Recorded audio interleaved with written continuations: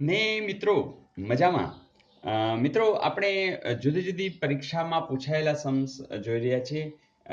ઘણી વખત એકદમ સહેલા હોય, ઘણી વખત કંઈક નવા હોય, પણ આપણે પણ એવું થાય છે કે ઘણા લોકો નવા હોય, ઘણા લોકો જૂના હોય, તો બધાને મજા આવે. તમે લોકો જો જૂના છો તો તરત વિડીયો સ્ટોપ કરી અને ટ્રાય કરવાની, અને જો તમે નવા છો અને તમને નવું શીખવું જ છે તો આખો વિડીયો જોયા કરો. તો મિત્રો, જે લોકોનું ગણિત થોડું નબળું થઈ ગયું હતું, અથવા તો ગણિતથી થોડા દૂર ચાલ્યા ગયા હતા, તો એ લોકો બધા હવે પાછા આવી ગયા છે. આપણા પરિવારમાં બધા પાછા ફર્યા છે. તો વાત તો એ છે કે અમુક લોકો તો પ્લેલિસ્ટની અંદરથી તમામ વિડીયો જોઈ નાખ્યા છે. તો એનું તો ગણિત એટલું બધું પાવરફુલ થઈ ગયું છે કે એ લોકો બહુ રાજીપો વ્યક્ત કરી રહ્યા છે. તો મિત્રો, જોઈએ આજે સાવ સિમ્પલ કે ₹17,000નું એક વર્ષનું સાદું વ્યાજ ₹1190 મળે છે, તો વ્યાજ દર કેટલો હશે? મિત્રો, વ્યાજના દર માટે પહેલા તો સાદું વ્યાજ છે, બરાબર? આપણે ઇન્ટરેસ્ટ સાદા વ્યાજને આઈ કહીએ છીએ. એનું સૂત્ર છે આઈ બરાબર PRN છેદમાં 100. તમને ખબર છે પી એટલે મુદલ, બરાબર? તો આર એટલે વ્યાજનો દર જે ટકામાં હોય, જે તમારે શોધવાનો છે. એન એટલે વર્ષ હોય, જેમ કે અહીંયા 1 વર્ષ આપ્યું છે. પી પણ તમને આપ્યા છે 17,000, અને આઈ જે સાદું વ્યાજ છે એ પણ આપી દીધું છે. જે વસ્તુ જ્યાં છે આપણે મૂકીએ, તો જે શોધવાનું છે પી એટલે 17,000, આર ખબર છે કે આપણે ગોતવાનું છે, એન એટલે 1 વર્ષ છે, છેદમાં 100. જોઈ હા તો ઉડી ગયા. ટૂંકમાં આર શોધવો હોય તો એકડા સાથે ગુણાય તો આર જ રહી. 170 ને આપણે આ બાજુ લઈ જવાના છે. હવે તમને ખબર છે ગુણાકાર હોય એ બરાબરની નિશાનીની આ બાજુ જાય તો ક્યાં આવે? ભાગાકારમાં આવે. ભાગાકાર અહીંયા હોત ને આમ લઈ જાત તો ગુણાકારમાં આવે. પણ અહીં કંઈ છે જ નહીં, માત્ર આર વૈધો જે આપણે શોધવાનું છે. ફરીથી આ 0 ઉડી ગયો. હવે તો તમને પાડા આવડવા જોઈએ. યસ, સાચા છો. 17 × 17 અને 17 સત્તા. તો જે જવાબ આવ્યો છે એ જ તમારો જવાબ છે. જે આર છે એ ટકા, એટલે કે 7% એનો જવાબ આવશે. Is it okay? જોઈએ નેક્સ્ટ. મિત્રો, આ એક પરીક્ષામાં પૂછાયેલું કે કયું વિધાન ખોટું છે. પ્રશ્ન કેવો છે કે 13,824ના ઘનમૂળના એકમનો અંક 4 છે, 4,096ના ઘનમૂળના એકમનો અંક 6 છે, 15,625ના ઘનમૂળના એકમનો અંક 5 છે, 12,167ના ઘનમૂળનો એકમ અંક 7 છે. મિત્રો, આના આપણે ઘનમૂળ કરવા જઈએ અને પછી ફાઇનલ કરીએ તો ઘણી બધી વાર લાગી જાય. તો મિત્રો, આમાં કંઈક નિયમ તો હશે જ ને, હોય જ. તમે કહેશો સર હમણાં ઘણા સમયથી સૂત્ર આવ્યું નથી. ચલો આપી દઉં. તો જયેશ સરનું સૂત્ર રેડી છે. સૂત્ર આવું છે કે 2/8 કે 3/7 ઊંધુંય સાચું. 2/8 એટલે 8/2, 3/7 7/3 ઊંધુંય સાચું. હે ને, ઊંધુંય સાચું છે. ફરીથી 2/8 કે 3/7 ઊંધુંય સાચું. ઘનમૂળના એકમની વાત. કપાય કાચું? બિલકુલ ન કપાય કાચું. કાચું કપાવા દેશું નહીં, કારણ કે હવે આપણે ખબર પડી ગઈ શું કે 2/8 કે 8/2, 3/7 કે 7/3 ઊંધુંય સાચું. ઘનમૂળના એકમની વાત. મિત્રો, આ એકમ સાવ ક્લિયર જ હોય કે જો 2 હોય ને તો એનું ઘન લ્યો કે ઘનમૂળ લ્યો, આ 2 એકમ જો છેલ્લે હોય, એકમનો અંક 2 હોય તો એનો 8 જ આવે. 8 હોય તો 2 આવે, 3 હોય તો 7 આવે, 7 હોય તો 3 આવે. મિત્રો, બીજું જોયું 2 ને 8 10, 3 ને 7 10, બસ આટલા જ યાદ રાખવાના છે. તો વાત તો પતી ગઈ. જોજો, 4ની વાત તો કાંઈ છે નહીં, 6ની વાત તો કાંઈ છે નહીં, 5ની વાત એટલે 5 જ હોય એમ. 4નું 4 હોય, 6નું 6 હોય, બરાબર? આ જ વાત છે. ખાલી 2 હોય તો 8 હોય, 8 હોય તો 2 હોય, 3 હોય તો 7 હોય, 7 હોય તો 3 હોય, બસ પતી ગયું. 1 હોય તો 1 હોય તો 1 જ હોય, 0 હોય તો 0 જ હોય. તો આટલી સિમ્પલ વાત તો તમે તરત જ કહી દેશો કે 12,167ના ઘનમૂળનો એકમનો અંક 7 છે તો કોણ હોય? તો 7 હોય તો 3 હોય.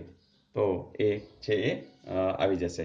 તો અહીંયા જે ડી છે એ ખોટું છે, તો જવાબ આવશે ડી. Is it okay? મિત્રો, જો યાદ રહી ગયું છે ને, એક ઉદાહરણ તમને એવું આપું કે જો 1 સેકન્ડમાં તમે લોકો જવાબ આપી દેશો. જોઈએ, જેમ કે આવું પૂછાઈ જાય કે 3,49,65,783નું ઘનમૂળ. ઘણા તો મૂકી જ દે કે જવા દે. તમે લોકો હવે મૂકશો જ નહીં, કારણ કે તમને ખબર પડી કે અહીં એકમનો અંક જ જોવાનો. એકમનો અંક કોણ છે? 3. તો 3 શું આવે? 7. જોજો 7 ક્યાં છે એકમનો અંક? બરોબર, તો તરત જવાબ લખી નાખશો 327. Is it okay? ફરીથી ધ્યાન આપજો, આ એકમના અંકની જ વાત છે અને બસ ફટાફટ કરી શકો અને તમારે ચેક કરવું તો કરજો. દાખલા તરીકે 0 હોય તો મિત્રો તમને ખબર જ છે 0 નો ઘન શું થતો હોય, અથવા 10 નો ઘન કરો જી, અહીં 0 એકમનો અંક છે જુઓ જી, તો અહીંયા 0 છે તો 0 જ આવે. 1 નો ઘન જોજો 1, કોઈ કહેશે 11 નો ઘન કરે તો 11 નો ઘન ખબર છે કે 1331, જોજો આ 1 છે તો 1 જ આવ્યું કે નહીં. તમે ચેક કરો ને, જો 2 નો ઘન 2 2 4 2 8, જો 2 ના 8 છે, 2 ના 8, આ એકમનો અંક 2 છે, અહીંયા 8 છે. 3 તેરી 9 તેરી 27, જોજી 3 છે તો 7 છે. પછી 4 નો ઘન ચોકે ચોકે 16 ચોકું 64, જો ચોગડો હોય તો ચોગડો જ. બાકીના બધા એમ જ છે ભાઈ, 0 હોય તો 0, 1 હોય તો 1, 2 ના 8, 8 ના 2, 3 ના 7, 7 ના 3, બસ. 4 નો ઘન ચોકે ચોકે 5 માં એવું થાય, જો 125, તો 5 સાથે 5 જ આવશે. 6 ની અંદર 216, જોજો 6 યારે 6 જ આવશે. ફરીથી 7 આવી ગયો તો તમને ખબર છે 7 નો ઘન 343, જો 7 ના 3 થયા કે નહીં.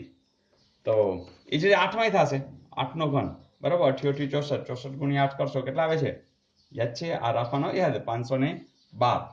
અને 9 નો ઘન હોય તો 9 ના ઘનની અંદર તમને ખબર છે કે 9 81 ગુણ્યા 9 કરશો 729, જોજો 9 હતા તો 9 જ આવ્યા. આ સમજાય છે મિત્રો? ખાલી ચેન્જ ક્યાં ક્યાં થશે, તો 2 માં 3 માં, એ જ રીતે 7 માં અને 8 માં, બરાબર. 8 હોય તો 2, 2 હોય તો 8, 3 હોય તો 7, 7 હોય તો 3, જો 7 હોય તો 3 છે ને આ એકમ. એટલે બાકી તો 5 6 4 બરાબર બધામાં સેમ જ એકમનો અંક આવશે. Is it okay? તો મજા આવી? તો ફરીથી 2 ના 8 કે 3 ના 7 ઊંધું સાચું. ઘન ઘનમૂળના એકમની વાત કપાય કાચું, બિલકુલ કપાય નહીં કાચું. કાચું કપાવા દેવાના જ નથી, એટલે તો આપણે એક પછી એક સૂત્ર પણ પાકા કરતા જઈએ છીએ અને ગમે તેવા અઘરા દાખલાને પણ આત્મસાત કરતા જઈએ છીએ. જોઈએ નેક્સ્ટ. મિત્રો આ સમ પણ એકદમ સિમ્પલ છે. ખાલી એક આમ જોજો, આમ થોડુંક વિચારશો ને તરત સમજાય જશે, ઓહો આમાં કંઈ નથી. એક ચૂંટણીમાં 2 ઉમેદવારોમાંથી એકને 60% મત મળે છે અને તે 1600 મતથી જીતી જાય છે, તો કુલ કેટલા મત પડ્યા હશે? મિત્રો કેટલું સહેલું, જો એકને 60% મળે છે, તમે તરત બીજાને કેટલા મળતા હોય? 40% મળતા હોય. હવે એમ વિચારો કે 100 જ મત હતા, તો એકને 60 મળ્યા અને એકને 40 મળ્યા, તો ડિફરન્સ કેટલો રહ્યો? તો કે 20 નો રહ્યો.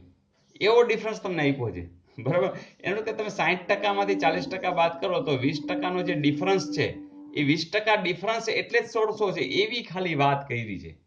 અને આપણે ગોતવાના છે 100%. 100% કેટલા? તો સાવ સિમ્પલ થઈ ગયું ને, કે ભાઈ 20% એટલે 1600 મત, કારણ કે આનો ડિફરન્સ જ એટલું છે ને, તો 20%નો ડિફરન્સ હશે. એકને 60% મળ્યા તો બીજાને 40% જ મળ્યા હશે. તો 20% એ 1600, આપણે કેટલા ગોતવું છે? 100% એ કેટલા? તમે તરત કહેશો 1600 ગુણ્યા 100 છેદમાં 20, તો જુઓ જી 16 50 80 થઈ ગયું. તો મિત્રો જવાબ આવી જશે 8000. ઘણા લોકો તો આમ નામ સીધું કરી શકે, જો કરી જ શકાય. જો ભાઈ 20% એટલે 1600, તો તમને ખબર છે 10% એટલે કેટલા? તો કે 800. પછી તો 100 એટલે કેટલા? મીંડું ચડાવો તો 8000. આમ થઈ શકે, આ મોઢે થઈ શકે. આ તો જેમ તમે પ્રેક્ટિસ કરશો ને એમ કરી શકશો. તો મિત્રો મજા આવી? That's good. નવા નવા સમ્સ જોવા માટે આપણી ચેનલ બધા લોકો ખાસ કરીને પ્લેલિસ્ટની અંદરથી જોઈ રહ્યા છે અને કહી રહ્યા છે કે સર હવે મોબાઈલની બેટરી ખતમ થઈ જાય છે પણ અમને બહુ મજા આવે છે. તો વાત એટલી છે કે હવે તમારા આગળ બધું ઉપલબ્ધ છે, હવે તમે ન કામ કરો તો એ તમારા ઉપર. જીપીએસસી આવી ગઈ છે.